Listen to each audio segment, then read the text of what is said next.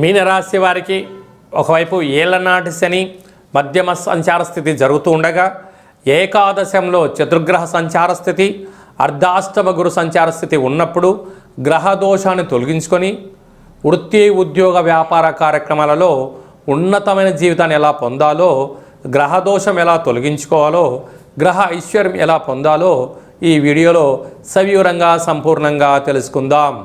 మీనరాశిలో ఏ నక్షత్రాలు వస్తాయనగా పూర్వాభాద్ర నక్షత్రంలోని చివరి పాదమైన 4వ పాదము, ఉత్తరాభాద్ర నక్షత్రంలోని 4 పాదాలు, రేవతి నక్షత్రంలోని 4 పాదాలు కలిపితే మీనరాశి. రాశాధిపతి దేవగురు బృహస్పతి.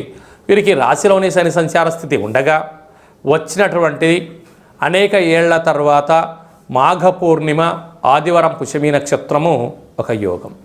ఎందుకనగా శని భగవానుని యొక్క తండ్రి సూర్యభగవానుడు. సూర్యభగవానుని యొక్క కృపకటాక్ష వీక్షణ శ్వేతార్కము, అంటే అర్కమూనగా తెల్ల జిల్లేడు. తెల్ల జిల్లేడు వృక్ష ప్రదక్షిణ, అక్కడ నారికేల దీపము, అక్కడ వీలైతే ఒక 27 సార్లు ప్రదక్షిణ, అక్కడ అటుకులు, చక్కెర, బెల్లం నీళ్ళను అక్కడ పెట్టగలిగినట్లయితే చీమలు పశుపక్షాదులను తిని వారికి ఉండబడే దోషం తొలగిపోతుంది.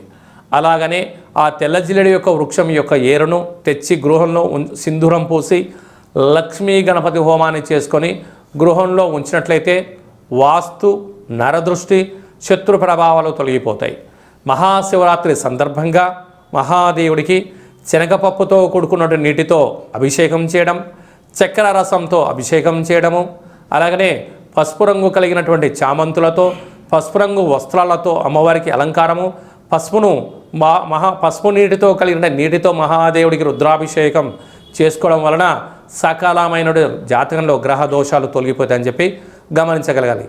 ఏకాదశ స్థానంలో ఎన్నడూ లేనటువంటి విధంగా ఆత్మకారకుడు రవి, రుణరోగ శత్రుకారకుడు కుజుడు, బుద్ధికారకుడు బుధుడు, క్లత్రకారకుడు శుక్రుడు సంచారం చేయడం వలన వీళ్ళకి పట్టిందల్లా బంగారం అయ్యే సమయం ఆసన్నమైంది.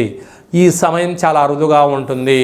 ఈ సమయాన్ని సద్వినియోగపరచుకోగలిగితే స్థిరాస్తులు, చరాస్తులు, గృహాలు, వాహనాలు, ఉద్యోగము, ప్రమోషను, సువర్ణపు ఆభరణాలు, షేర్లు కలిసి వచ్చేటువంటి అవకాశం ఉంది.